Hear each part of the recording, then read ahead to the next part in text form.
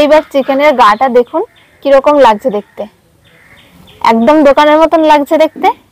এই দেখুন, এবারে দেখুন এগুলো কিরকম লাগছে দেখতে।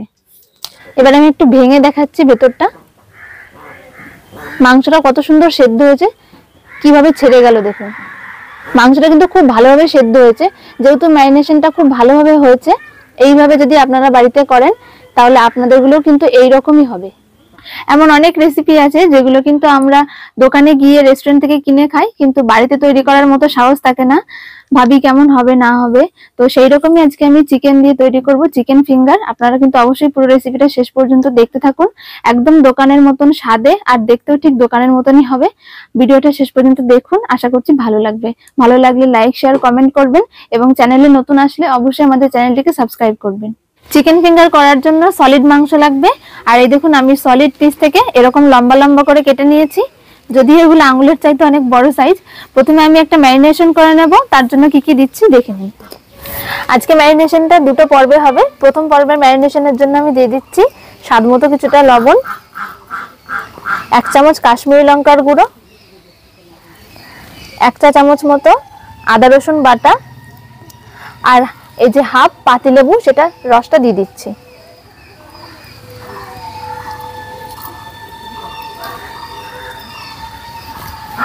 এবারে খুব ভালো করে সবকিছু মাখিয়ে নেব।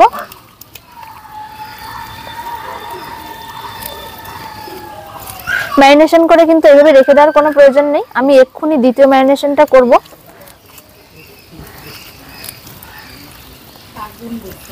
ভালো করে মশলা মাখিয়ে নিয়েছি, ঢাকা দিয়ে দিচ্ছি। দ্বিতীয় ম্যারিনেশনের জন্য রেডি করে নেব। দ্বিতীয় ম্যারিনেশনের জন্য আমি একটা থালা নিয়ে নিয়েছি, থালাতে দিয়ে দিচ্ছি কিছুটা সর্ষের তেল। যেরকম চিকেনের পরিমাণ হবে সেই রকম ভাবে তেলটা দিতে হবে। এর মধ্যে দিয়ে দিচ্ছি কাশ্মীরি লঙ্কার গুঁড়ো 1.5 চামচ মতো, 1 চামচ জিরের গুঁড়ো, 1 চামচ চাট মশলা, 1 চামচ ধনে গুঁড়ো, স্বাদ মতো একটু বিট লবণ, যদি না থাকে তাহলে সেক্ষেত্রে এমনি লবণও দিতে পারেন, গরম মশলার গুঁড়ো 1 চামচ, আদা রসুন বাটা 2 চামচ, আর এর মধ্যে দিয়ে দিচ্ছি 2.5 চামচ মতো টক দই। এরও পরিমাণ যেরকম চিকেনের পরিমাণ হবে সেই বুঝে দিতে হবে। এবারে এই সব কিছু ভালো করে মাখিয়ে নিতে হবে, একদম একটা স্মুথ পেস্ট তৈরি করতে হবে যাতে এর মধ্যে কোনো রকম গোটা না থেকে যায়। সবকিছু দিয়ে কিন্তু খুব ভালোভাবে এইভাবে একটু মাখিয়ে নিতে হবে মশলাগুলো, তাহলে সবটা ভালোভাবে মিশে যাবে একে অপরের সাথে, আর এর স্বাদটাও কিন্তু তখন খুব ভালো হবে। আমি প্রায় 2 মিনিট মতো মশলাটা এইভাবে মাখিয়ে নিয়েছি। এইবার আগে থেকে যে ম্যারিনেশনটা আমি করে রেখেছিলাম সেইটার মধ্যে দিয়ে দিচ্ছি। এবার হাত দিয়ে ভালো করে মাংসের সাথে মশলাটা মাখিয়ে নেব।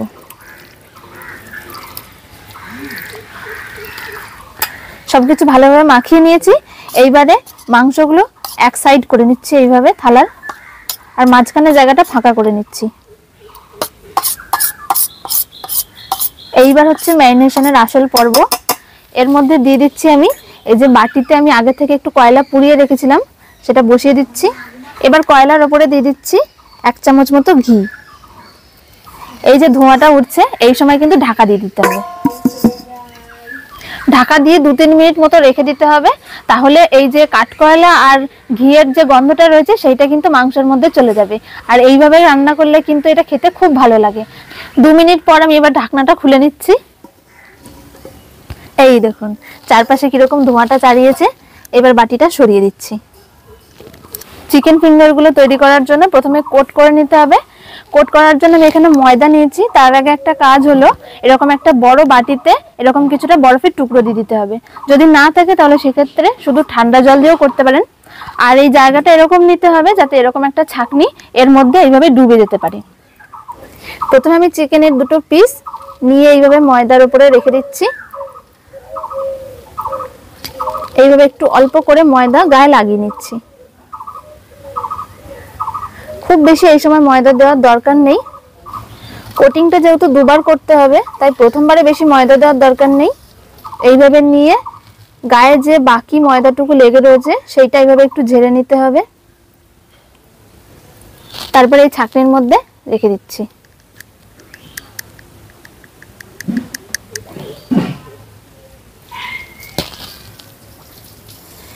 এইবার এই চিকেন রাখা ঝাঁঝরিটা আমি এই ঠান্ডা জলের মধ্যে দিয়ে দিচ্ছি। তবে এই সময় কিন্তু নাড়াচাড়া করা যাবে না, এইভাবেই আস্তে করে জলের মধ্যে ডুবিয়ে দিতে হবে। 5 থেকে 6 সেকেন্ড এইভাবে রাখতে হবে। একটু মুখে গুনে নেবেন তাহলে কিন্তু সুবিধা হবে। তুলে নিচ্ছি, 5 সেকেন্ড মতো হয়ে গেছে। কোনোভাবে নাড়াচাড়া করার কোনো দরকার নেই। এইবার চিকেনের পিসগুলো আলতো হাতে তুলে নিয়ে আবার আমি এই ময়দার মধ্যে দিয়ে দিচ্ছি। এই প্রসেসটা কিন্তু খুব ভালোভাবে করতে হবে আর সাবধানে। এইবার দ্বিতীয়বারের কোটিংটা করে নিতে হবে। প্রথমে আবারও আমি একইভাবে ময়দাগুলো ওপর দিয়ে ছড়িয়ে দিচ্ছি।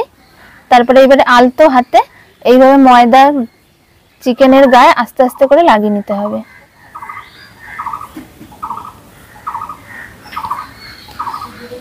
একটু আস্তে হাতে এইভাবে চাপ দিতে হবে, খুব বেশি জোরে কিন্তু চাপ দেওয়া যাবে না। ময়দা ভালো করে মাখিয়ে নিয়েছি চিকেনের গায়ে। এইবার তুলে আগের মতনই ঠিক এইভাবে ঝেড়ে নিতে হবে বাকি যে ময়দাটা এই চিকেনের গায়ে লেগে রয়েছে। এইবার চিকেনের গাটা দেখুন কিরকম লাগছে দেখতে, একদম দোকানের মতন লাগছে দেখতে। এইভাবে কিন্তু বাকিগুলো তৈরি করে নিতে হবে। আমি একটা প্লেটে রাখছি আর এটাও তুলে দেখাচ্ছি। এই দেখুন,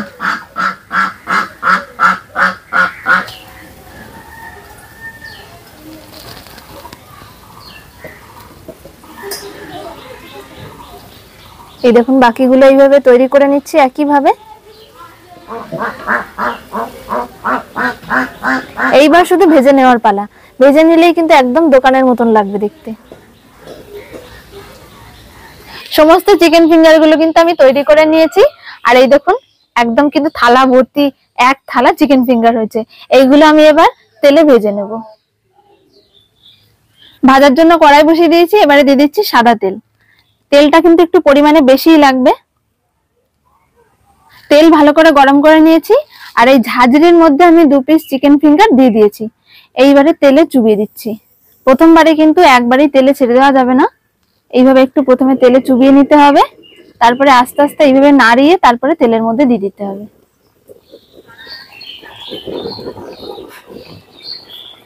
এখন এটা একদমই নাড়াচাড়া করা যাবে না।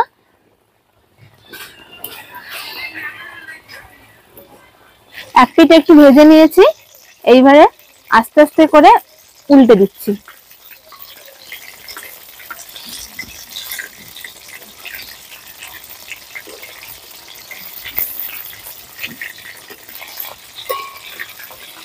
দু পিঠ ভালো করে উল্টে উল্টে আমি ভেজে নিয়েছি। এই দেখুন আমি একটু দেখাচ্ছি কিরকম হয়েছে।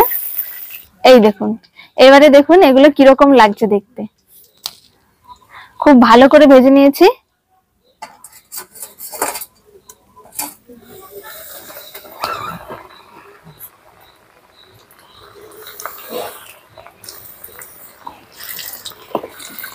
ছোট বড় পিস মিলিয়ে আমি একটু দিয়ে দিলাম সবগুলোই একসাথে।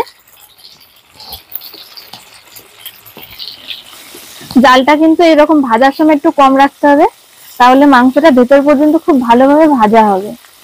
আর এরকম একটু ডুবো ডুবো তেলে ভাজতে হবে।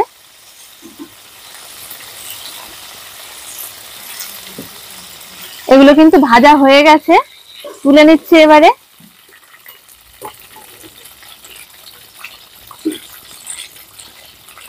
এই দেখুন,